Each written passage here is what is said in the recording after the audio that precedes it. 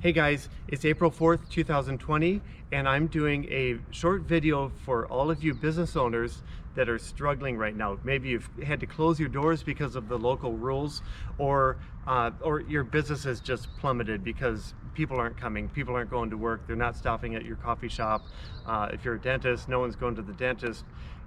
Anyway, so I know there's a lot of you business owners struggling. There's a magical period of time right now when you can protect your assets, and let me explain. So I'm an asset protection attorney, and what that means is I protect people from lawsuits, from claims against them. And what I'm specifically talking about, let's talk about this situation. Probably one of your biggest expenses is your office lease, or your business space that you're renting, $5,000, $10,000, $20,000 a month, whatever it is. And let's just say that you owe 3 years, you have another 3 years to go on your lease, or 2 years, or whatever it is. Okay, so the question is, can you transfer everything so that you can now no longer pay your office lease? Well, kind of, and let me explain. So there's something called a fraudulent transfer, and you don't want to do a fraudulent transfer for a number of reasons. First of all, it's if you transfer everything, and it's called a fraudulent transfer, the court can come back and undo the transfer. Also, in most states, it's considered criminal, so you could have a criminal record, and you could be hit with penalties and fines. So don't do a fraudulent transfer. But what is a fraudulent transfer? It's, generally speaking, is where you transfer assets with the actual intent to hinder, delay, or defraud your creditors, or where that intent can be inferred by the court. So, okay, let's unpack that a little bit. What is meant by that?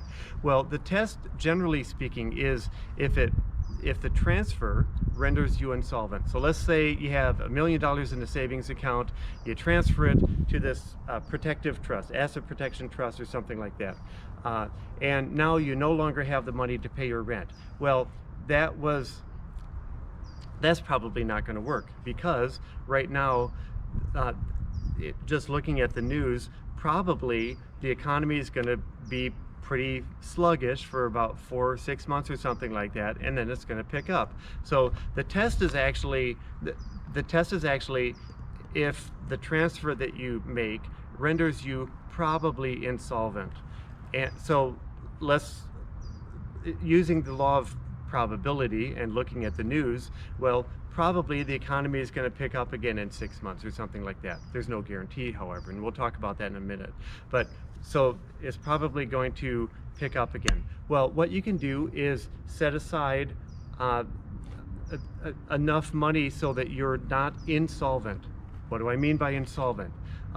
Credit card debt, the actual amounts that you owe. Now, you don't owe 3 years of rent for your office space. You owe this month's rent for your office space, and the next month you owe that month's rent for your office space. And using a rule of reasonableness, which a court would probably look at, if you keep enough aside so that you can pay for the next 6 months of expenses for your business, and then be able to reopen and then wait for the business to pick up again, that's what you need to keep aside. And everything over and above that, the equity in your house, other savings, whatever else you have, you can actually protect. So what does that mean? Well, you've saved things so that, let's say 6 months from now, the economy actually is still shit, and it doesn't pick up. It's happened before in the past. We don't know. This is merely using probability, and I'm telling you what, generally speaking, this is a general rule. I'm not giving you legal advice. Your specific situation is different, and the laws in your specific state are different, and we would have to look at that. But generally speaking, you can use this as a general rule, so you can protect that amount, and then, yeah, in 6 months, if the economy is still as bad and you can't pay it, you've actually complied with the rule, and you've saved something. So then then at some point when the economy does come up again, you have some savings so you can actually start a business. It's hard to start a business with zero money. So and we all the world needs you to have the world needs businesses open. Let me give a quick little analogy to what I'm talking about. I'm talking about protecting your gains, protecting your savings. Think about it as being a rock climber. So when you climb up a vertical cliff on a mountain, you don't just climb up using your hands or whatever. No, you have safety equipment. You have ropes and carabiners and a harness and anchors.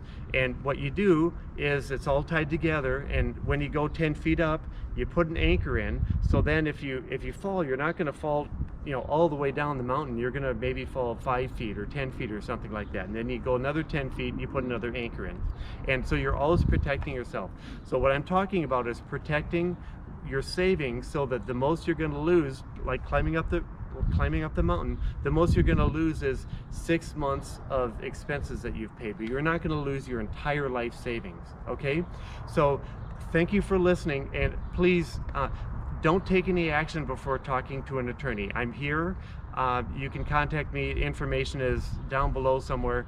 And and if this video was helpful, please like it, give me a comment, share it with your other business friends, business owner friends, because yeah, we're all kind of in this together. And let's keep your business so that you can reopen again. Thanks. Talk to you next time.